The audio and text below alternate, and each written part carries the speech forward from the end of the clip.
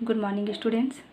पिछले क्लास में हम लेसन 17 भारतीय अर्थव्यवस्था का स्वरूप भाग 2 उद्योग एवं सेवा क्षेत्र, जिसमें हम उद्योग क्षेत्र के बारे में पढ़ रहे थे।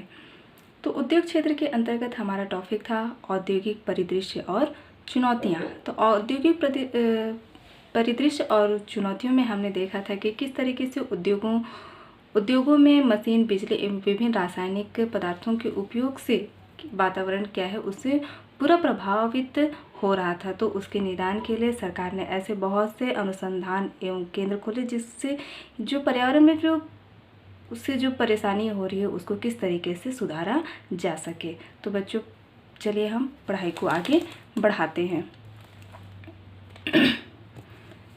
विस्थापन की इस प्रक्रिया में उनके पुनर्वास की व्यवस्था भी की जाती है, जो अत्यंत जटिल होती है। विस्थापन की जो प्रक्रिया है, मतलब विस्थापन मतलब एक जगह से दूसरी जगह जो ले जाने की प्रक्रिया है, और पुनर्वास वहाँ पे दोबारा फिर से उन्हें व्यवस्थित रहने के लिए करना, जो कैसा है, अत्यंत ही जटिल है। प्रकृति और प्रगति पर भी संतुलन अति आवश्यक है, जिससे क्या है, जो हमारा पर्यावरण है या प्रकृति है वो क्या है,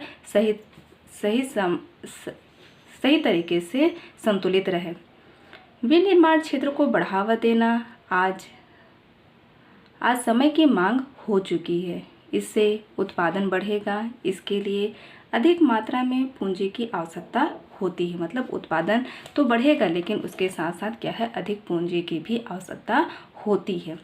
इसी कारण इस क्षेत्र में विदेशी निवेशक जो क्या है, विदेशों के द्वारा जो भी वो खर्च करेंगे को भी आमंत्रित किया जाता है, ताकि वो आए और यहाँ पर निवेश करें। उनके लिए खुले तौर से आमंत्रित किया गया है। इस्पात, सीमेंट, बिजली, वैकल्पिक ऊर्जा एवं सूचना प्रौद्योगिकी को बढ़ावा देना सरकार की प्राथमिकता है। इससे आर्थिक विकास होता है। सरकार क्या कर रही है, इन सब के लिए क्या है, विकास करी। उनको जो विदेशी निवेशक हैं उनको आमंत्रित करती है, जिससे क्या है, वो यहाँ पे आए और अपने जो भी उद्योग धंधे हैं उसको क्या है, बराबर की भागीदारी, यहाँ के लोगों को भी हिस्सेदारी बना सके। इसके लिए इससे क्या होगा कि आर्थिक विकास जो है उसमें सुधार होगा।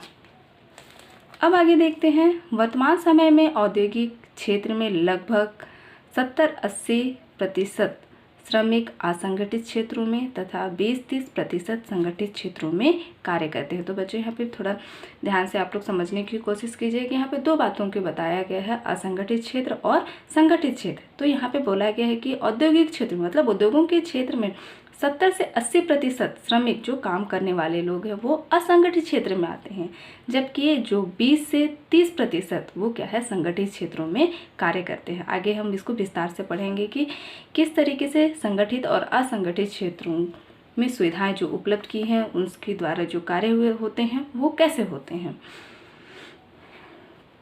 संगठित क्षेत्रों में श्रमिकों को जो सुरक्षा और सुविधाएं प्रदान की जाती हैं वे असंगठित क्षेत्रों के श्रमिकों को उपलब्ध नहीं कराई जाती। यहाँ ये मुख्य बातें बताई कि जो संगठित क्षेत्रों में जो श्रमिक हैं उनको क्या दी जाती है, सुरक्षा और सुविधाएं उन्हें प्रदान की जाती है, जबकि क्या होता है, असंगठित क्षेत्र के श्रमिकों को उपलब्ध नहीं कराई जाती है। मतलब सुरक्षा और सुविधाएं जो दी जाती है वो ऐसी सुविधाएं नहीं दी जाती है असंगठित क्षेत्रों में। इस क्षेत्र में श्रमिक अल्प वेतन और अधिक घंटे काम करने को विवश हो जाते। ऐसे श्रमिकों को शोषण से बचाना एवं आवश्यक सुविधाएं उपलब्ध कराना भी किसी चुनौती से कम नहीं है। यहाँ ये बताया कि जो असंगठित क्षेत्र में जो काम करने वाले श्रमिक हैं वो क्या होते हैं, उन्हें अल्प वेतन मतलब कम वेतन दिया जाता है, लेकिन अधिक घंटे उन्हें क्या है, ज़्यादा देरी तक वो काम करने के लिए विवश हो जाता है। तो ऐसे श्रमिकों को क्या करना है, शोषण से बचाना है और आवश्यक सुविधाएं उनको उपलब्ध कराना किसी चुनौती से वो कम नहीं है। शासकीय कार्यालय में काम करने वाला एक व्यक्ति निर्धारित समय तक कार्य करता है। मतलब सरकारी कार्य, मतलब आप शासकीय कार्य या सरकारी कार्यालय में जो काम करने वाला जो व्यक्ति होता है वो उसकी समय कैसी होती है, निर्धारित समय तक ही वो कार्य करता है। वह नियमित रूप से प्रत्येक माह के अंत में अपना वेतन पाता है। वेतन के अतिरिक्त वह सरकारी नियमों के तहत भविष्य निधि भी प्राप्त करता है।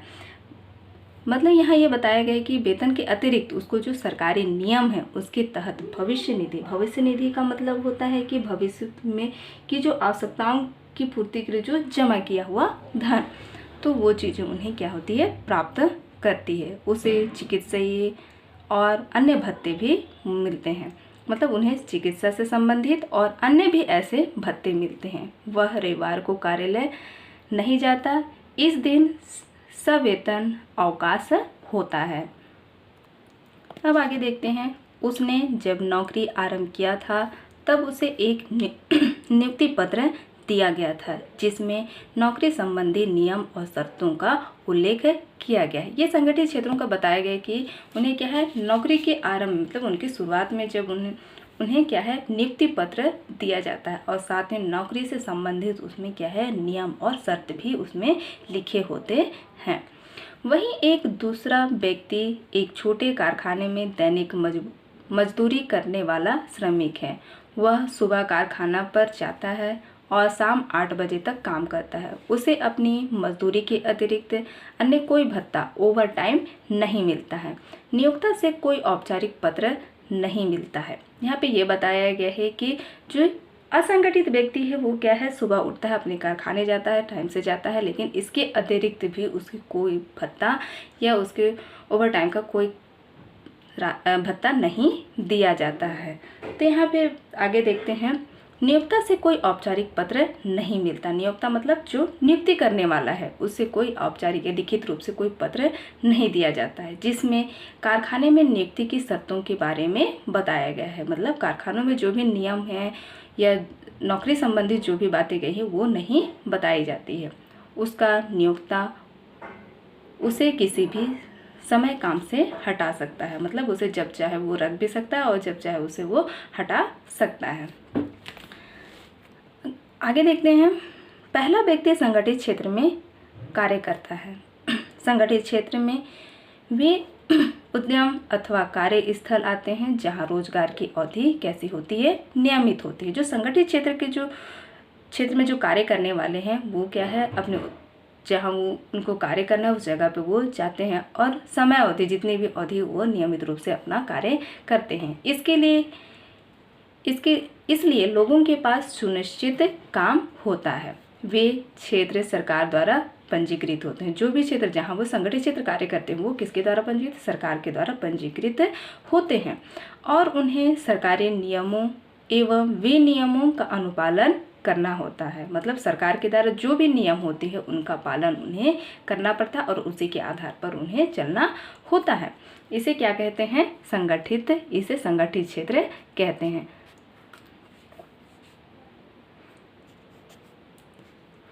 क्योंकि इसकी कुछ औपचारिक प्रक्रिया एवं कार्य विधि होती है। मतलब इसलिए कि मतलब जो संगठित क्षेत्र है उस ये इसलिए क्या है, औपचारिक मतलब लिखित रूप से होने की वजह से और इसकी जो कार्य विधि सही, जो कार्य करने के वो तरीके वो सही नियम ढंग से होने की वजह से संगठित क्षेत्र के कर्मचारियों को रोजगार सुरक्षा के लाभ मिलते हैं। जो संगठित उन्हें क्या है, रोजगार और सुरक्षा के उन्हें लाभ मिलते हैं।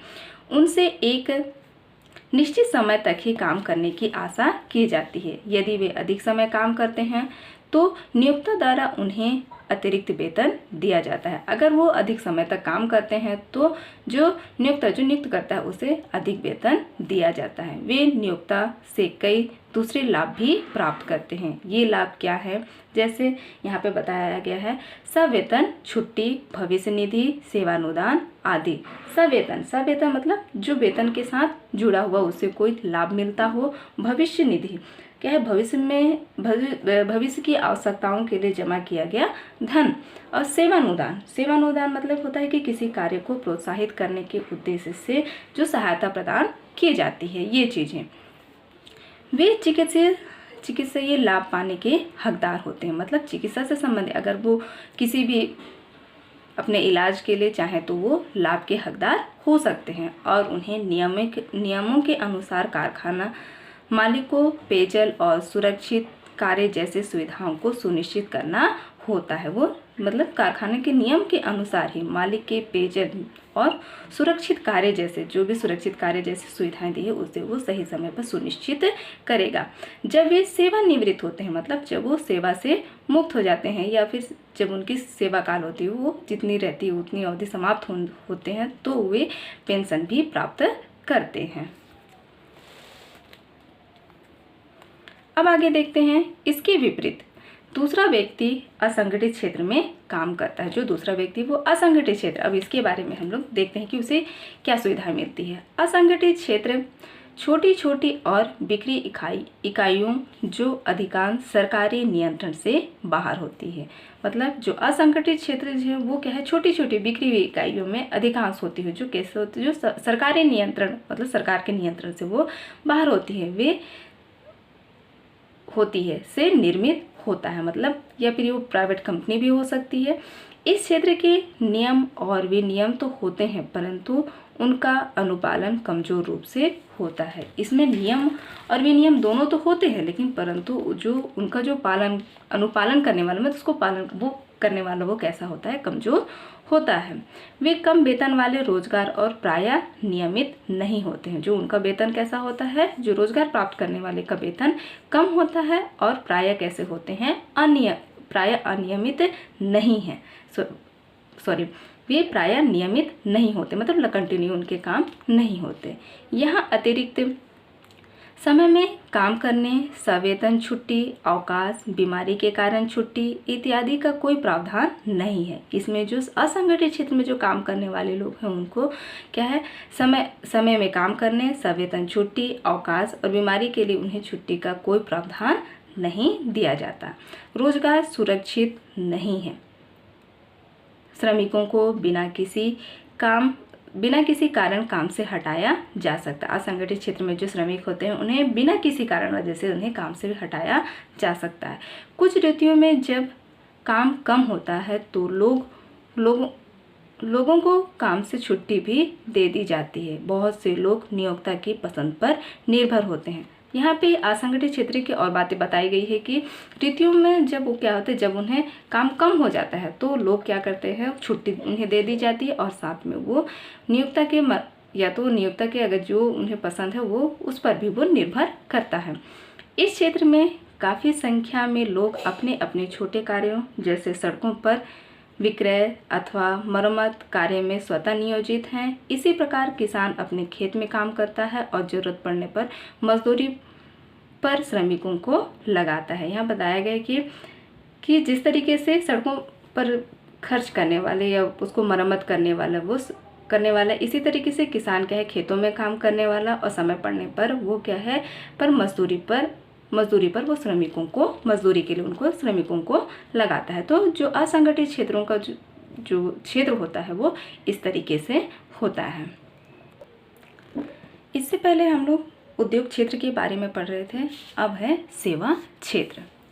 विगत वर्षों की तुलना में वर्तमान में सेवा क्षेत्र का महत्व काफ़ी बढ़ गया है। सकल घरेलू उत्पाद में भी इस क्षेत्र की महत्व को समझना आवश्यक है। सेवा क्षेत्र में नई तकनीक आ जाने से अनेक नवीन सेवाओं का प्रादुर्भाव हुआ है। मोबाइल, कंप्यूटर एवं इंटरनेट सेवा के आने से किसी भी विषय पर जानकारी प्राप्त करना, सूचनाओं का आदान प्रदान करना पहले की तुलना में बहुत ही कम समय में सुलभ हो गया है। मतलब वर्तमान समय में जो सेवा क्षेत्र का जो महत्व है वो दिन प्रतिदिन क्या है, बढ़ता जा रहा है, जिससे हमें बहुत सारी सुविधाएं प्राप्त हो गई हैं। जिस सूचनाओं का आदान प्रदान भी हो सके, मोबाइल जैसी सुविधाएं मिली हैं और कंप्यूटर एवं इंटरनेट संबंधी भी हमें सुविधाएं प्राप्त हुई हैं। तो हेडिंग देखते हैं हम, सेवा क्षेत्र एवं रोजगार।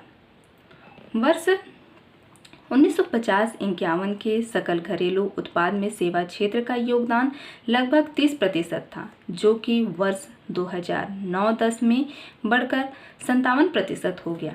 रोजगार में सेवा क्षेत्र की हिस्सेदारी उन्हीं वर्षों में क्रमशः 17 एवं 25% थी। वर्ष 1950-51 की तुलना में वर्ष 2009-10 में सेवा क्षेत्र में हुए परिवर्तन को हम एक दंड आरेख से समझ सकते हैं। यहाँ पे रोजगार और सेवा क्षेत्र की दोनों को बताया गया है कि किस तरीके से 1950-51 में कितने प्रतिशत सेवा क्षेत्र थे और रोजगार थे, ये भी बताया गया है। और साथ में 2009-10 में सेवा क्षेत्र और रोजगार को दंड आरेख के माध्यम से समझाया गया है।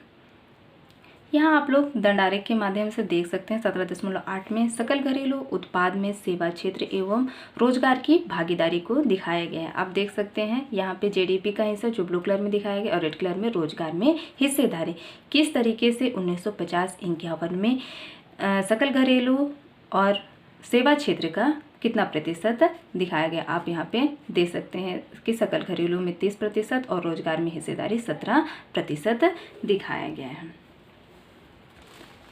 अब अगला हेडिंग देखते हैं, सेवा कार्य एवं उसके उप क्षेत्र की सेवा कार्य से संबंधित और उसके कौन कौन से क्षेत्र हैं। सेवा क्षेत्र में बदलाव अपेक्षा अनुरूप नहीं है, मतलब जितनी अपेक्षा की गई है उसके अनुरूप नहीं हुई है, क्योंकि जैसे जैसे सकल घरेलू उत्पाद में वृद्धि हुई है उसी अनुपात में रोजगार के अवसर में वृद्धि नहीं हुई है। यहाँ ये बताया गया है कि जिस तरीके से सकल घरेलू उत्पाद में वृद्धि तो हुई है, लेकिन जो रोजगार लोगों को दी जा रही है, मिलनी चाहिए, वो रोजगार में वृद्धि नहीं हुई है। लोगों को अपेक्षा थी कि रोजगार के अधिक अवसर मिले, मतलब लोग ज़्यादातर चाहते थे कि लोगों को ज़्यादातर काम मिले, पर वे बदलाव साथ साथ नहीं चल पाए जिसकी उम्मीद कर रहे थे। मतलब जो सकल घरेलू उत्पाद है और जो सेवा क्षेत्र है वो साथ साथ में बढ़े, ऐसा वो उम्मीद कर रहे थे, लेकिन ये संभव उतनी नहीं हो पाई। ऐसा क्यों? इसे समझने के लिए सेवा क्षेत्र के उपक्षेत्र को देखते हैं कौन कौन से हैं। सेवा कार्य के अंतर्गत बहुत से कार्य आते हैं जिन्हें हम 3 भागों में विभाजित कर सकते हैं। पहला है यहाँ व्यापार, होटल एवं रेस्तरां, रेस्टोरेंट, परिवहन, भंडारण और संचार। दूसरा है बैंकिंग, बीमा एवं स्थायी संपदा। तीसरा है सामुदायिक, सामाजिक एवं निजी सेवाएं। ये तीनों के बारे में आप अगले पेज में इस बेहतर तरीके से डिफाइन किया गया है। आप यहाँ पे ये देख सकते हैं कि सेवा कार्य के उप क्षेत्र में दिखाया गया कि जीडीपी में हिस्सा और रोजगार में हिस्से को किस तरीके से हुआ है। आप देख सकते हैं यहाँ पे कि किस तरीके से जीडीपी में 27% और 15% रोजगार में हिस्सेदारी, जो कि व्यापार, होटल, परिवहन एवं संचार के माध्यम से। उसी तरीके से बैंकिंग, बीमा एवं स्थायी संपदा के अंतर्गत जो जीडीपी में हिस्सा वो 17% है और रोजगार में है वो 2% है।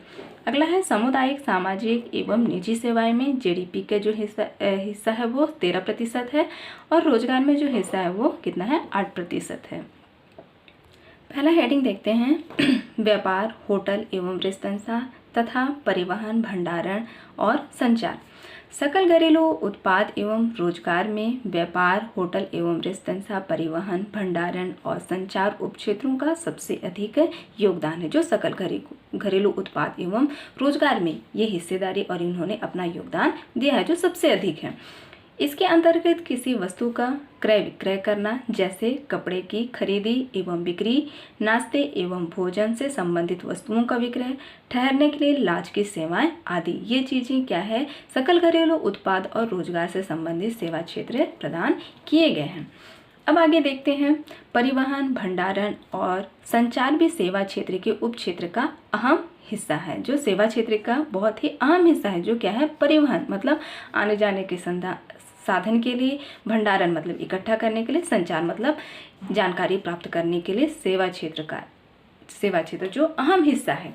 परिवहन के अंतर्गत वायु, रेल, सड़क एवं जल परिवहन सम्मिलित हैं। इसमें किसी भी वस्तु या व्यक्ति को एक स्थान से दूसरे स्थान तक पहुंचाने का कार्य किया जाता है। इस उपक्षेत्र के अंतर्गत छोटे छोटे होटल, मेटाडोर, टेम्पो, परिवहन सेवाएं तथा साग सब्जी बेचने वाली दुकानें, पान ठेले तथा स्वरोजगार आदि आते हैं। जो यहाँ पे दिखाया गया है उपक्षेत्र के अंतर्गत, जिसमें क्या है, छोटे छोटे जो अपने होटल चलाते हैं, मेटाडोर के माध्यम से सामानों को आदान प्रदान, टेम्पो के माध्यम से एवं परिवहन से है। इसी तरीके से साग सब्जी बेचने वाली दुकानें हैं और भी चीज़ें हैं जो क्या है, स्वरोजगार, स्वयं से रोजगार आदि के अंतर्गत आते हैं। इस उपक्षेत्र से लोगों को लगातार रोजगार प्राप्त नहीं हो पा रहा है। जो ये इस तरीके से जो उपक्षेत्र हैं वो क्या है, लोगों को रोजगार प्राप्त नहीं हो पा रहे हैं। जैसे रिक्शा, मेटाडोर, ट्रैक्टर आदि छोटी परिवहन सेवा में लोग कार्य पर लगे हुए दिखाई देते हैं, परंतु इन्हें हमेशा काम नहीं मिलता है। यह सुनिश्चित नहीं है कि उन्हें हमेशा काम मिलता रहे। यहाँ कई कार्य ऐसे हैं जिसमें बहुत से लोग लगे हैं, परंतु उन्हें कम वेतन मिलता है। यहाँ कार्य करने के लिए लोग तो बहुत सारे लगे हैं, लेकिन उन्हें क्या है, वेतन कम दिया जाता है या कम मिलता है। इस उप क्षेत्र में काम करने वाले अधिकांश लोग असंगठित क्षेत्रों से होते हैं, जो हम पहले पढ़ चुके हैं कि जो असंगठित क्षेत्र किस तरीके से होते हैं कि उन्हें जो लाभ प्राप्त होना चाहिए, जो संगठित क्षेत्रों से जो मिलता है, वैसे लाभ उन्हें प्राप्त नहीं हो पाती है। आगे देखते हैं, भंडारण कृषि एवं उद्योग के लिए महत्वपूर्ण है। जो भंडारण वो क्या है, कृषि एवं उद्योग के लिए सबसे महत्वपूर्ण है। कृषि में भंडारण के अभाव में बहुत सारी वस्तुएं उपभोग किए बिना नष्ट हो जाती हैं, जिससे आर्थिक क्षति होती है। कृषि में भंडारण मतलब जो कृषि से जो भी फसलें भंडारण की जाती है, इकट्ठा करती है, कि अभाव में बहुत सारी वस्तुएं, जो बहुत सारी चीज़ें जो उत्पादन करके उसे संग्रहित किया जाता है, इकट्ठा किया जाता है, उसे क्या है, उपभोग किए बिना, मतलब उसको बिना हम उपभोग किए बिना ही वो क्या हो जाती है, नष्ट हो जाती है, जिससे आर्थिक क्षति होती है, मतलब नुकसान होता है। आगे देखते हैं, संचार के अंतर्गत रेडियो, टेलीविज़न, मोबाइल, इंटरनेट एवं पत्र पत्रिकाएं आदि शामिल है। यह क्षेत्र सबसे तेज रफ्तार से बढ़ता हुआ उप क्षेत्र है। हमारे देश में मोबाइल सेवा लेने वालों की संख्या 75-80% और इंटरनेट उपयोग करने वालों की संख्या लगभग कितनी है, 20% है, जो संचार के अंतर्गत आती हैं। उदाहरण के लिए गांव का दुकानदार अपने कारोबार को मोबाइल के माध्यम से संपर्क से चलाता है, मतलब अपने जो भी चीज़ों या कारोबार को चलाने के लिए वो किस पर निर्भर हो गया है, मोबाइल के माध्यम से वो संपर्क करके चीज़ों का आदान प्रदान प्राप्त करता है। वह शहर के दुकानों का प्रचलित मूल्य पता कर अपनी दुकानों के लिए अपेक्षाकृत सस्ते मूल्यों पर खरीदारी करता है। जो दुकानदार क्या करता है, शहरों के दुकानों से वो प्रचलित मूल्य जो मूल्य है उसका पता लगा करके वो अपने दुकानों के लिए अपेक्षाकृत जो क्या है, सस्ते मूल्यों पर खरीदारी वो करता है। संचार के इस साधन से उसे उचित मूल्य पर सामग्री प्राप्त हो जाती है, मतलब संचार उसे क्या सुलभ प्राप्त कर रहा है कि उसे उचित मूल्य में चीज़ें प्राप्त हो जा रही है। इस तरह से उसे धन एवं समय की बचत होती है। फायदा क्या हुआ कि उसका धन भी बच गया और साथ में समय की भी बचत हो गई। अब आगे देखते हैं, बैंकिंग, बीमा एवं स्थायी संपदा इस क्षेत्र के सकल घरेलू उत्पाद में महत्वपूर्ण हिस्सेदारी है। इन सेवाओं के अंतर्गत बैंकों, डाकघर, गैर बैंक वित्तीय कंपनियां, जीवन बीमा, साधारण बीमा, फसल, वाहन आदि और अचल संपत्ति कंपनियों आदि की सेवाएं सम्मिलित हैं, जो बैंकिंग, बीमा एवं स्थायी संपदा के अंतर्गत आती हैं। यह क्षेत्र सबसे तेज गति से बढ़ती हुई सेवाओं की श्रेणी में आता है। इसमें काम करने वाले लोग उच्च प्रशिक्षित कर्मचारी हैं, मतलब जो इस क्षेत्र में जो सेवा बैंकिंग सेवा के अंतर्गत या बीमा से या स्थायी संपदा से संबंधित हैं, वो क्या है, प्रशिक्षित और कैसे कर्मचारी है, उच्च प्रशिक्षित कर्मचारी होते हैं और आधुनिक तकनीक का भरपूर इस्तेमाल करते हैं। इस कारण केवल 2% लोग इस उपक्षेत्र में रोजगार उपलब्ध करते हैं, जो बैंकिंग एवं स्थायी संपदा के अंतर्गत जो 2% केवल, परंतु इनका उत्पादन में सहयोग 70% है, लेकिन जो उत्पादन है उसमें कितना प्रतिशत है, 70% है। इस तरीके से बहुत कम लोगों का रोजगार में योगदान है, परंतु उत्पादन में क्या है, वृद्धि हुई है। अगला हेडिंग है, सामुदायिक, सामाजिक एवं निजी सेवाएं। जो सामुदायिक, सामाजिक और निजी सेवाएं वो किस तरीके से कार्य करती हैं। सेवा प्रशासन, रक्षा, शिक्षा, स्वास्थ्य एवं व्यक्तिगत सेवाएं जैसे कपड़े सिलना, सैलून का काम एवं सफाई आदि की सेवाएं इसके अंतर्गत आती हैं, जो सामुदायिक और सामाजिक और निजी सेवाओं के अंतर्गत आती हैं। ये सरकारी नौकरियां भी इसी क्षेत्र में आती हैं। अब आगे देखते हैं, सेवा क्षेत्र का बदलता स्वरूप किस तरीके से है। तकनीकी क्षेत्र में हो रहे नवीन आविष्कारों से सेवा क्षेत्र का स्वरूप बदलता जा रहा है। तकनीकी में विकास की वजह से नए नए आविष्कार और आविष्कारों की वजह से सेवा क्षेत्र का जो स्वरूप है वो क्या है, दिन प्रतिदिन बदलता जा रहा है। इसका सबसे ज़्यादा प्रभाव बैंकिंग, बीमा एवं बिजनेस सेवा में देखा जा रहा है। यही कारण है कि केवल 2% लोग इस क्षेत्र में रोजगार पाते हैं, परंतु उनका योगदान सकल घरेलू उत्पाद में कितना है, 17% है। यहाँ पे ये बताया गया कि 2% लोग हैं जो उप क्षेत्र से रोजगार प्राप्त करते हैं, परंतु जो इसमें योगदान देते हैं वो दिया गया है वो सकल घरेलू उत्पाद में 70% है। सन 1990 के प्रारंभ में संचार तकनीकी में आश्चर्यजनक परिवर्तन हुए हैं। परिणाम स्वरूप सूचना प्रौद्योगिकी पर आधारित कुछ नवीन सेवाएं जैसे computer, internet, cafe, ATM, call centre, software company इत्यादि की सेवाएं प्रारंभ हो गई हैं। दशकों पूर्व बैंकों की सेवाएं मुख्यतः कर्मचारियों पर निर्भर थी। पहले जो क्या होती थी, दशकों पहले जो बैंकों की जो सेवा थी मुख्यतः किस पर निर्भर होती थी, कर्मचारियों, मतलब कर्मचारियों के माध्यम से ही कार्य होता था।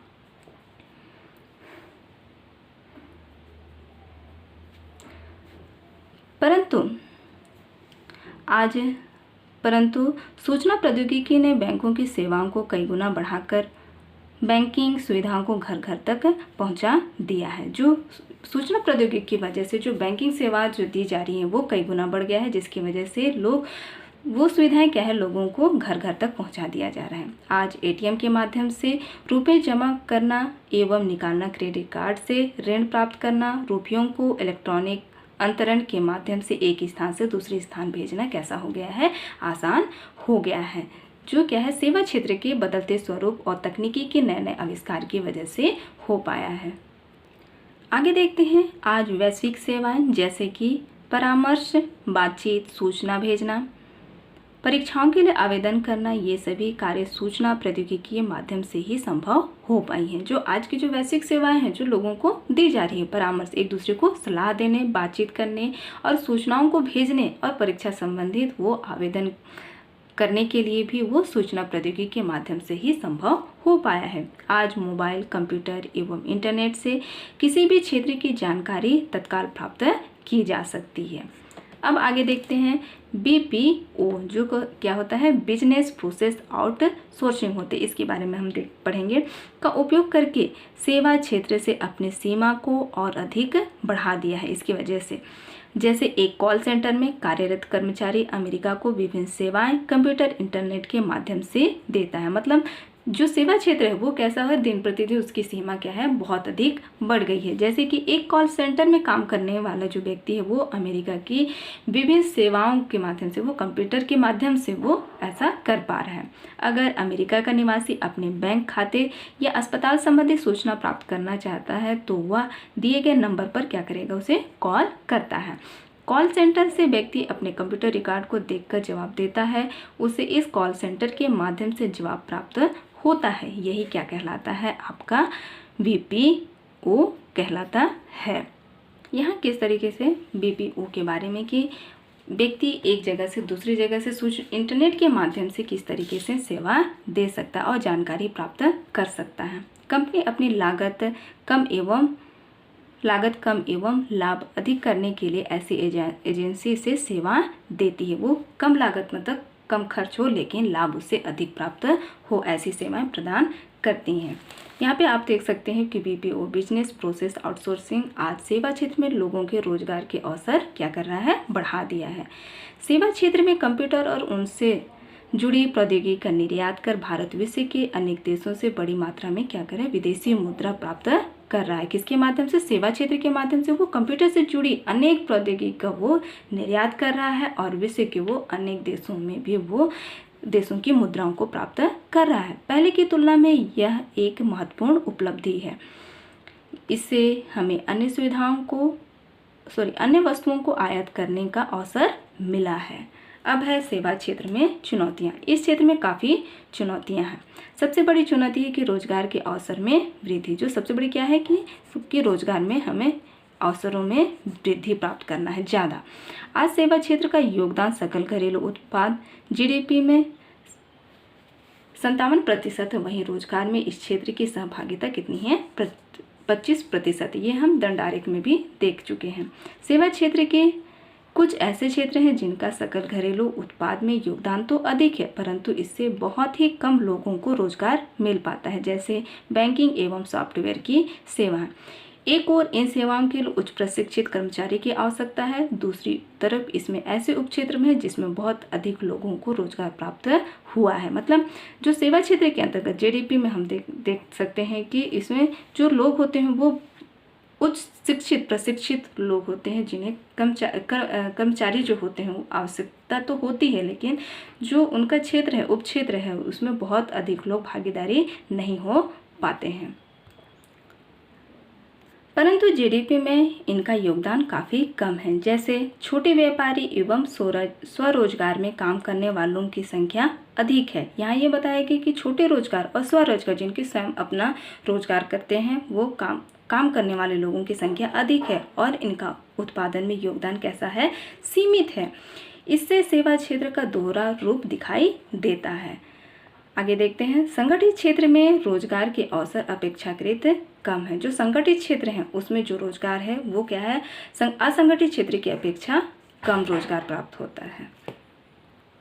यहाँ पे हम संगठित क्षेत्र में जो क्या है अवसर तो बहुत कम है, लेकिन 2009-10 के अगर आंकड़ों के आधार पर हम देखें तो जो संगठित क्षेत्र हैं उसमें काम करने वाले जो कर्मचारी हैं उनकी लगभग जो संख्या है वो कम से कम 30% है, जबकि असंगठित क्षेत्र में कार्यरत कर्मचारियों की संख्या कितनी प्रतिशत है, 70% है।